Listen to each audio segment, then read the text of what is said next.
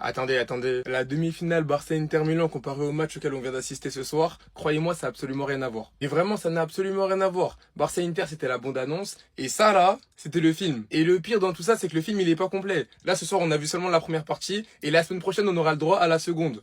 Carrément, je suis pressé. À la 17e minute de jeu, on a Luis Diaz qui a concédé un penalty. Luis Diaz ce soir, qui a fait un match juste exceptionnel. Le penalty en question, il a été transformé parfaitement par Harry Kane. Précisons également que sur le début du match et notamment sur les 20 premières minutes, on avait un Bayern qui était quand même supérieur à Paris, un Bayern qui se créait pas mal d'occasions. Et après le premier but du coup inscrit sur penalty de Harry Kane, le Bayern avait même l'occasion de la part d'Olysée d'inscrire le deuxième but, mais malheureusement, Olysée a raté. Et cette action, ça a clairement été le premier tournant dans ce match, car après ce raté d'Olysée, on a un Paris Saint-Germain qui est revenu. 2-3 minutes après, on a Kvaratskhelia qui est venu marquer le but de l'égalisation sur une magnifique enroulée où vraiment il s'est faufilé dans la surface. 10 minutes plus tard sur corner, on a João Neves qui est venu marquer le but du 2-1, un but de la tête sur corner. João Neves au passage, des buts de la tête, je sais pas combien il en a mis ces derniers temps, mais c'est du grand n'importe quoi au vu de sa taille. 4 minutes avant la mi-temps, on a Olysée qui est venu marquer le but du 2 partout, sur une action où vraiment il est à l'entrée de la surface, personne ne le touche, il se faufile comme si de rien n'était et il vient envoyer une frappe juste magnifique.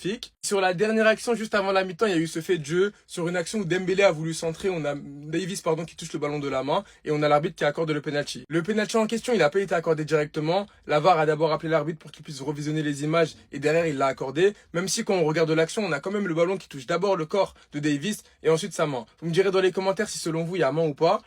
Selon moi, honnêtement, je sais pas, parce que les règles concernant les mains, à chaque fois, elles changent.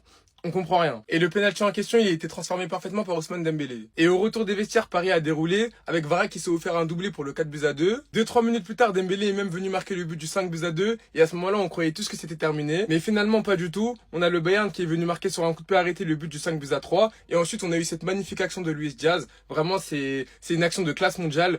Harry Kane lui fait la passe, il contrôle, il élimine Marquinhos et il vient marquer le but du 5-4. Et jusqu'à la fin du match, le Bayern a poussé et ils sont passés à ça de l'égalisation. Ce qui veut dire que les gars, au match retour, on va avoir le droit à une deuxième partie juste magnifique. En tout cas, un grand merci au PSG et au Bayern parce que ce soir, ils nous ont clairement régalé. Ils nous ont offert une affiche en fait digne d'une demi-finale de LDC. Et pour le match retour, personnellement, je suis archi pressé.